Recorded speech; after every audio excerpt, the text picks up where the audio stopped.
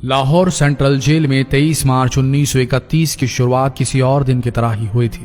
फर्क सिर्फ इतना था कि सुबह सुबह जोर की आंधी आई थी, बहुत तेज। लेकिन जेल के कैदियों को थोड़ा अजीब सा लगा जब 4 बजे ही वार्डन चरत सिंह ने उनसे आकर कहा कि वो अपनी अपनी कोठरियों में चले जाएं। उन्होंने कारण नहीं बताया था।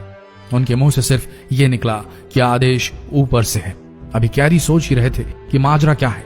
जेल का नाई बरकत हर कमरे के सामने फुसफुसाते हुए गुजरा कि आज रात भगत सिंह, राजगुरु और सुखदेव को फांसी दी जाने वाली है। उस क्षण की निश्चिंता ने उनको झकझोर कर रख दिया। कैदियों ने बरकत से मनुहार की कि वो फांसी के बाद भगत सिंह की कोई भी चीज जैसे पेन, कंघा या घड़ी उन्हें ला कर दें ताकि वो अपने पोते पोतियों को बता सकें कि कभी वो भी भगत सिंह के साथ जेल में बंद थे। बरकत भगत सिंह की कोठरी में गया और वहां से उनका पेन और कंघा ले आया। सारे कैदियों में होड़ लग गई कि किसका उस पर अधिकार हो। आखिर में ड्रॉ निकाला गया, लाहौर कॉन्स्पिरेसी केस। अब सब कैदी चुप हो चले थे। उनकी निगाहें उनकी कोठरी से गुजरने वाले रास्ते पर लगी हुई थी। भगत सिंह उनके साथ फांसी पर लटकाए जाने के लिए उसी रास्ते से गुजरने वाले थे। एक बार पहले जब भगत सिंह उसी रास्ते से ले जाए जा रहे थे तो पंजाब कांग्रेस के नेता भीमसेन सच्चर ने आवाज ऊंची कर उनसे पूछा था, आप और आपके साथियों ने लाहौर कॉन्स्पिरेसी केस में अपना बचाव क्यों नहीं किया? भगत सिंह का जवाब था, इनकलाबियों को मरना ही होता है क्योंकि उनके मरने से ही उनका अभियान मजबूत होता है, अदालत में अपील से नहीं। वार्डन चरत सिंह भगत सिंह के खैर ख्वाह थे और अपनी तरफ से जो कुछ बन पड़ता था उनके लिए किया करते थे।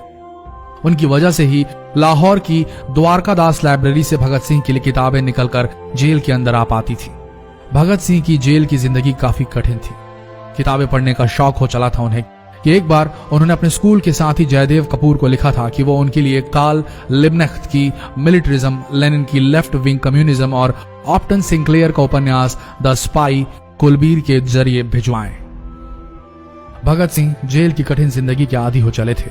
उनकी कोठरी नंबर 14 का फर्श पक्का नहीं था, उस पर घास उगी हुई थी। कोठरी में बस इतनी ही जगह थी कि उनका 5 फुट 10 इंच का शरीर बमुश्किल उसमें लेट पाए। भगत सिंह को फांसी दिए जाने से 2 घंटे पहले उनके वकील प्राणनाथ मेहता उनसे मिलने पहुंचे। मेहता ने बाद में लिखा कि भगत सिंह अपनी छोटी सी कोठरी में पिंजड़े में बंद शेर की तरह चक्कर लगा रहे थे।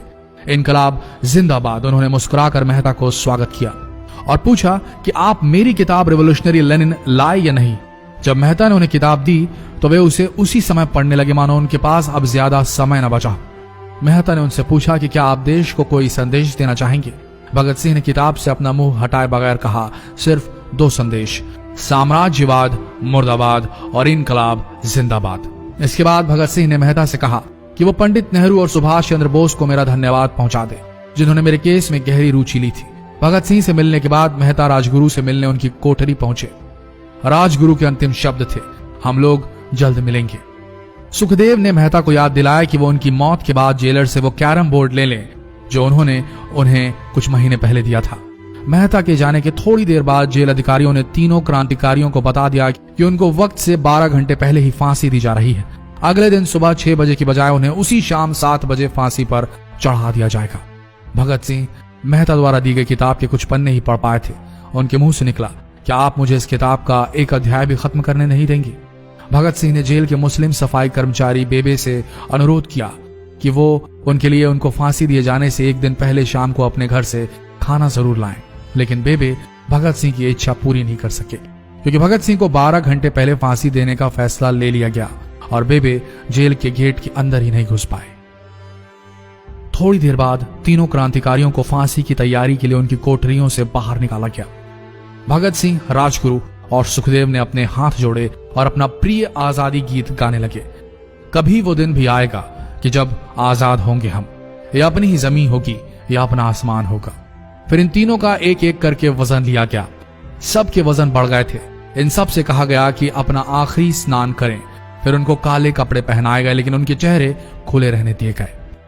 चरत सिंह ने भगत सिंह के कान में फुसफुसा कर कहा कि वाहे गुरु को याद करो। फांसी का तख्ता भगत सिंह लिए बोले, पूरी जिंदगी मैंने ईश्वर को याद नहीं किया। असल में मैंने कई बार गरीबों के कलेश के लिए ईश्वर को कोसा भी है। अगर मैं अब उनसे माफी मांग लूं तो वो कहेंगे कि इससे बड़ा डरपोक कोई नहीं। इसका अंत नजदीक आ रहा है, इसलिए ये माफी मांग रहा है। जैसे ही जेल की घड़ी ने 6 बजाया, कैदियों ने दूर से आती कुछ पद चांपें सुनी। उनके साथ भारी बूटों के जमीन पर पड़ने की आवाजें भी आ रही थी। साथ में एक गाने का भी दबा स्वर सुनाई दे रहा था। सरफरोशी की तमन्ना अब हमारे दिल में है। सभी को अचानक जोर जोर से इनकलाब जिंदाबाद और हिंदुस्तान आजाद हो किनारे सुनाई देने लगे। फांसी का तख्ता पुराना था, लेकिन फांसी देने वाला काफी तंदुरुस्त। फांसी देने के लिए मसीह जल्लाद को लाहौर के पास शाहदरा से बुलवाया गया था। भगत सिंह इन तीनों के बीच में खड़े थे। भगत सिंह अपनी मां को दिया गया वो वचन पूरा करना चाहते थे कि वो फांसी के तख्ते से इनकलाब जिंदाबाद का नारा लगाएंगे। लाहौर जिला कांग्रेस के सचिव पिंडी दास सोंधी का घर लाहौर सेंट्रल जेल से बिल्कुल लगा हुआ था। भगत सिंह ने इतनी जोर से इनकलाब जिंदाबाद का नारा लगाया कि उनकी आवाज सोंधी के घर तक सुनाई दी। उनकी आवाज सुनते ही जेल के दूसरे कैदी भी नारे लगाने लगे। तीनों युवा क्रांतिकारियों के गले में फांसी की रस्सी डाल दी गई, उनके हाथ और पैर बांध दिए गए। तभी जल्लाद ने पूछा, सबसे पहले कौन जाएगा? सुखदेव ने सबसे पहले फांसी पर लटकने की हामी भरी। जल्लाद ने एक एक कर रस्सियां खींची और उनके पैरों के नीचे लगे तख्तों को पैर मारकर हटा दिया। काफी देर तक उनके शव तख्तों से लटकते रहे। अंत में उन्हें नीचे उतारा गया और वहां मौजूद डॉक्टरों लेफ्टिनेंट कर्नल जे नेल्सन और लेफ्टिनेंट कर्नल NS सोंधी ने उन्हें मृत घोषित किया। एक जेल अधिकारी पर फांसी का इतना असर हुआ कि जब उससे कहा गया कि वो मृतकों की पहचान करें तो उसने ऐसा करने से इनकार कर दिया। उसे उसी जगह पर निलंबित कर दिया गया अंग्रेजों द्वारा। एक जूनियर अफसर ने यह काम अंजाम दिया। पहले योजना थी कि इन सब का अंतिम संस्कार जेल के अंदर ही किया जाएगा, लेकिन फिर यह विचार त्यागना पड़ा जब अधिकारियों को आभास हुआ कि जेल से धुआं उठते देख बाहर खड़ी भीड़ जेल पर हमला कर सकती है। इसलिए जेल की पिछली दीवार तोड़ी गई। उसी रास्ते से ट्रक जेल के अंदर लाया गया और उस पर बहुत अपमानजनक तरीके से उन शवों को एक सामान की तरह लाद दिया गया। पहले तय हुआ था कि उनका अंतिम संस्कार रावी के तट पर किया जाएगा, लेकिन रावी में पानी बहुत ही कम था, इसलिए सतलज के किनारे शवों को जलाने का फैसला लिया गया।